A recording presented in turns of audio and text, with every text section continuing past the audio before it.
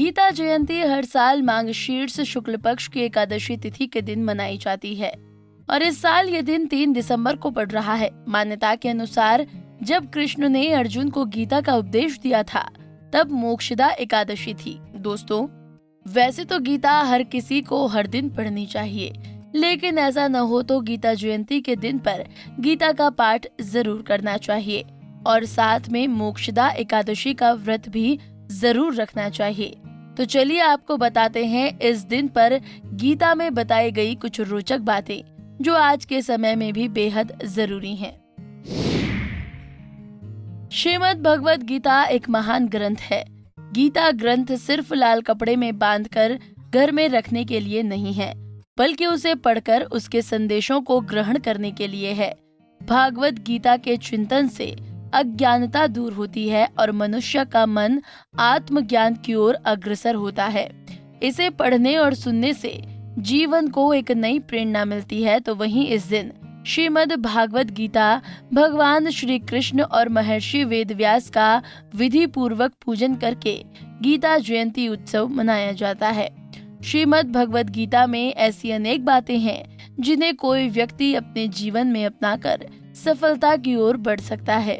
भगवान श्री कृष्ण कहते हैं कि मृत्यु एक अटल सत्य है, किंतु केवल ये शरीर नश्वर है, आत्मा अजर अमर है। आत्मा को कोई काट नहीं सकता, अग्नि जला नहीं सकती और पानी गीला नहीं कर सकता। जिस प्रकार से एक वस्त्र बदलकर दूसरे वस्त्र धारण किए जाते हैं, उसी प्रकार आत्मा एक शरीर का त्याग करके दूसरे जीव में प्रवेश करती है। गीता में कहा गया है कि क्रोध से भ्रम उत्पन्न होता है, जिससे बुद्धि व्यग्र हो जाती है।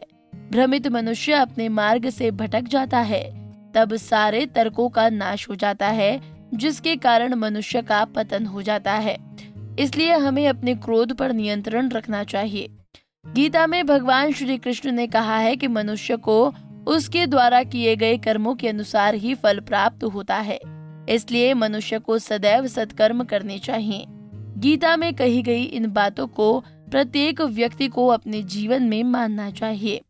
भगवान श्री कृष्ण कहते हैं कि आत्मा मंथन करके स्वयं को पहचानो, क्योंकि जब स्वयं को पहचानोगे तभी क्षमता का आकलन कर पाओगे। ज्ञान रूपी तलवार से अज्ञान को काट कर अलग कर देना चाहिए। जो व्यक्ति अपनी क्षमता का आकलन कर लेता है तभी उसका उद्धार हो पाता है। गीता में कर्तव्य को ही धर्म कहा है। भगवान कहते हैं कि अपने कर्तव्य को पूरा करने में कभी भी लाभ हानि का विचार नहीं करना चाहिए। भगवान श्री कृष्ण कहते हैं कि 84 लाख योनियों के बाद इंसान का जीवन मिलता है। इसलिए अगर कोई मनुष्य परमात्मा की प्राप्ति चाहता है तो उसे अच्छे कर्म करने चाहिए। भगवान कहते हैं कि योग रहित पुरुष में न निश्चय करने की बुद्धि है और न ही मन में भावना होती है। भावना रहित पुरुष को शांति नहीं मिलती और जिसे शांति नहीं उसे सुख कहाँ से मिलेगा। सुख की प्राप्ति के लिए मन और इंद्रियों पर नियंत्रण जरूरी होता है। दोस्तों, भगवान कृष्ण द्वारा गीता में बताई गई इन सारी बातों को अगर कोई व्यक्ति अपने जीवन में उतार लेता है तो वो धीरे धीरे सफलता की सीढ़ी चढ़ने लगता है। कुंडली टीवी डेस्क से लता शर्मा की रिपोर्ट। इसी तरह की और भी जानकारी लेने के लिए हमारे चैनल को सब्सक्राइब करें और नई वीडियो की नोटिफिकेशन के लिए बेल आइकॉन दबाएं। अगर आप ये वीडियो फेसबुक पर देख रहे हैं तो वीडियो को लाइक और शेयर करें। साथ ही अपनी राय कमेंट बॉक्स में जरूर बताएं। धन्यवाद।